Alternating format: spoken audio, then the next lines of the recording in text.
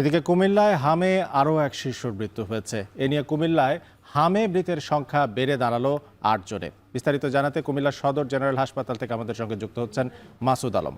মাসুদ, কুমিল্লায় হাম সংক্রমণের সার্বিক চিত্রটা জানাবেন। হাসপাতালে যে চিকিৎসা সেবা পাওয়া যাচ্ছে সেটা যথাযথ কিনা বিস্তারিত জানতে চাই।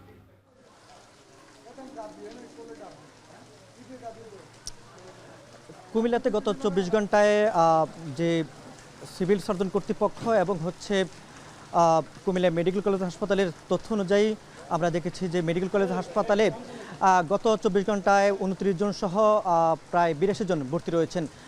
একই সঙ্গে ৩৩ জন সহ কুমিল্লা জেলাতে প্রায় ৫০ জনের মতো নতুন করে শিশু হাম এবং হামের বিভিন্ন উপসর্গ নিয়ে তারা ভর্তি হয়েছেন বলে পৃথকভাবে আমাদেরকে জানানো হয়েছে। তবে গত ২৪ ঘন্টায় আরও এক শিশু মারা গিয়েছেন হামে আক্রান্ত হয়ে।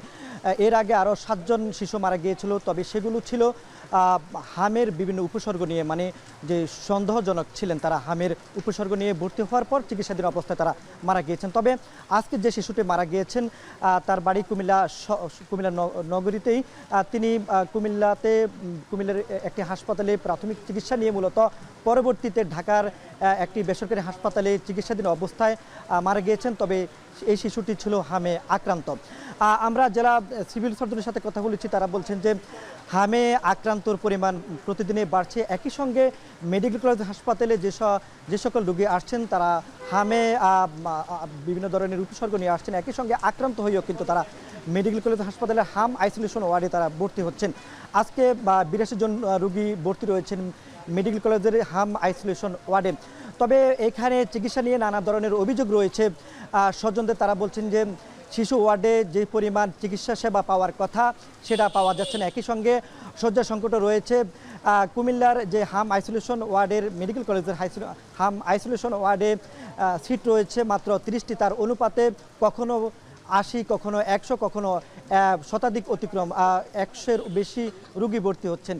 কারণ হচ্ছে যে এখানে কুমিল্লা মেডিকেল কলেজ হাসপাতালে শুধু কুমিল্লা নয়, কুমিল্লার বিভিন্ন উপজেলা সহ আশপাশের যে জেলাগুলো রয়েছে, বিশেষ করে কুমিল্লা, নোয়াখালী, চাঁদপুর এবং ফেনী এবং ব্রাহ্মণবাড়িয়ার রোগীরাও কিন্তু এখানে আসছেন, যার কারণে এখানকার চিকিৎসা সেবা যথাযথভাবে পাচ্ছে না স্বজনরা।